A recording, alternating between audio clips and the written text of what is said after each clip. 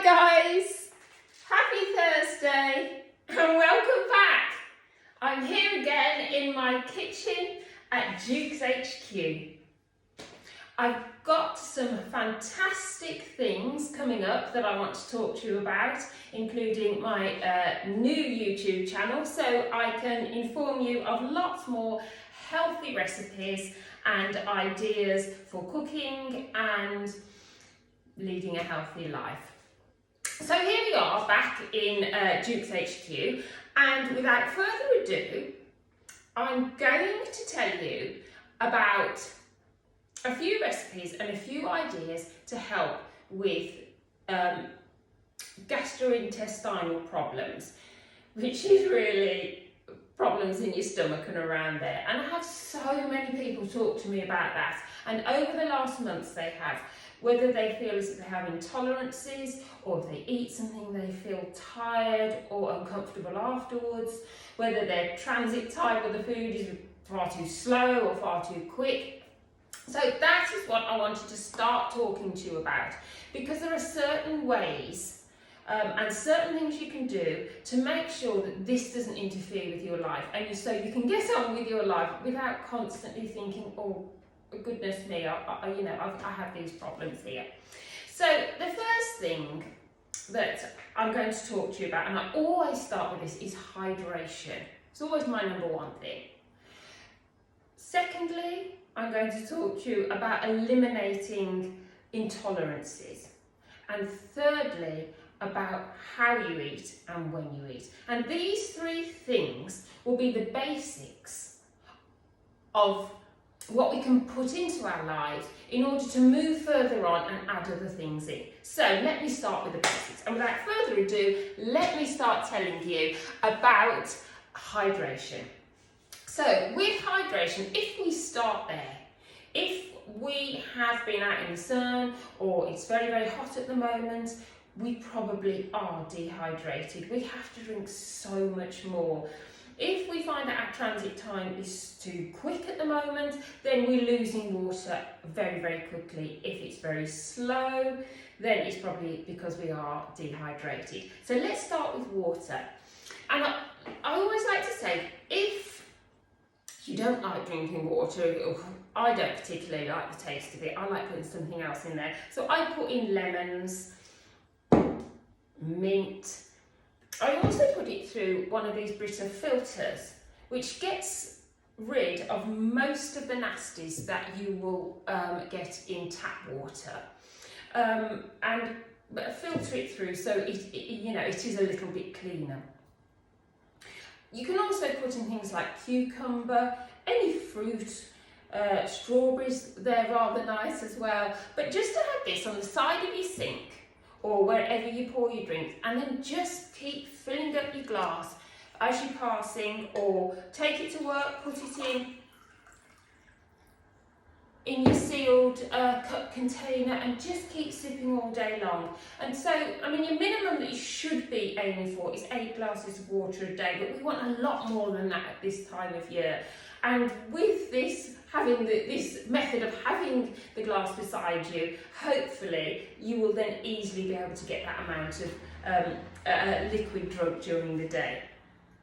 Now there's hydration. So hydration number one that we want to start looking at and making sure that we are taking on enough fluids.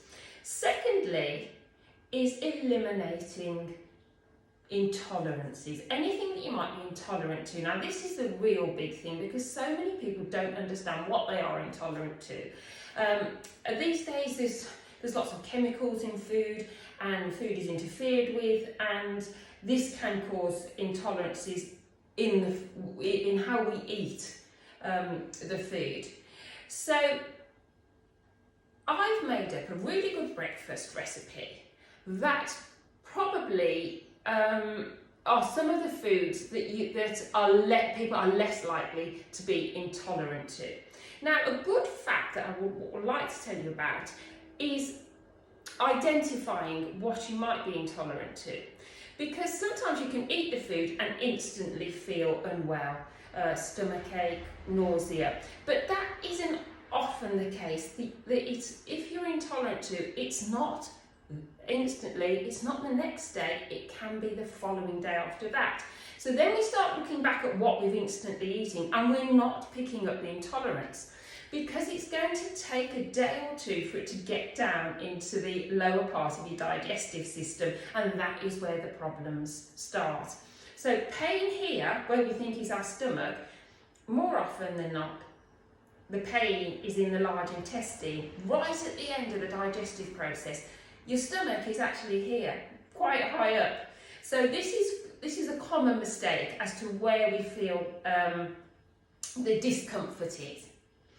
So let me get on anyway with this breakfast recipe that I have made. Now, I start with a milk alternative. So I really like soy milk, but I've got almond milk there as well. And I pour out a little bit of soy milk, warm that in the microwave. Now I do warm that because it is more likely to absorb some of these seeds now that I'm going to put in. So I'm going to put in a tablespoon of chia seeds. Now chia seeds are one of the plant foods that has the most protein. There's a large amount of protein, and all 9 amino acids that go into making up the protein. So this is a wonderful superfood. It also has omega-3 fatty acids in it and many other health benefits. But I'll do a list of benefits of the certain foods in my new YouTube channel, and you can link onto there, and then you can pinpoint exactly what foods you would like to know the nutritional value of there. So I put in a tablespoon of chia seeds, then a tablespoon of flax seeds, which again are antioxidant. They're a great source of protein and full of nutrients, of minerals, vitamins, the proteins, fibre, these things that we need every day. Then pumpkin seeds. Pumpkin seeds are great as a snack as well. Now they're full of magnesium, which is great at this time of the year, because as we get very hot, or if we get stressed, we lose magnesium like crazy. So pumpkin seeds, bam, back into our diet. Okay, and I've got some mixed seeds there that I'm also going to put in. Now, a little thing that I've done is I have boiled up some plums. Now, most fruits you can do this, anything that you've got growing in your garden. I happen to have a plum tree, and there's only a few plums on there. Picked them the other day. Just cut them up, put them into a pan with a squeeze of orange juice. You can put a tiny bit of sugar in, but you really don't need it. It is still sweet enough. Boil that up for about 15 minutes, slow boil, and you get this lovely sweet puree. Oh, I'll put that on the berries instead of in the meal. Okay, so there we go, a couple of tablespoons of that. We can do it with apples. We've got loads of apples at this time of year, and apples actually feed the good bacteria in your intestine. So that's a great one. But I'll be doing that another day and showing you exactly how to make that apple puree. And then a few berries on top. Blueberries, raspberries, strawberry. There we go.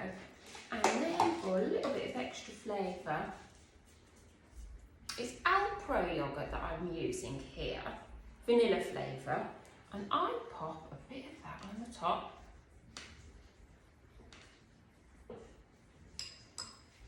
Like that. There we have lovely breakfast to start us off for the day. Hardly anything in there that could cause any problems or intolerances, and totally delicious. Now, that's two things spoken about. The third thing I need to talk to you about as the fundamentals of eating, moving in the right direction, is when we eat. So the biggest thing is to give your digestive system enough rest to digest your food. Sometimes we are up early, breakfast, snack, lunch, snack, dinner, snack. And then are we really giving our digestive systems enough of a break? So eating early, eating your last meal of the day earlier would help. As early as you can, 6 or 7 o'clock. 5 o'clock if you can, but to fit in with most people's lives, 6, 7 o'clock, and try not to eat later than that. And then the following morning, have your breakfast as late as you can. You've then given your digestive system all that time to do what it needs to do. Okay, so that's my advice for today, and I'm so happy to be back. I'm so glad that now I have my YouTube channel, I have some fun things coming up. You're back with me here at Jukes HQ, and I can't wait to share some more recipes with you.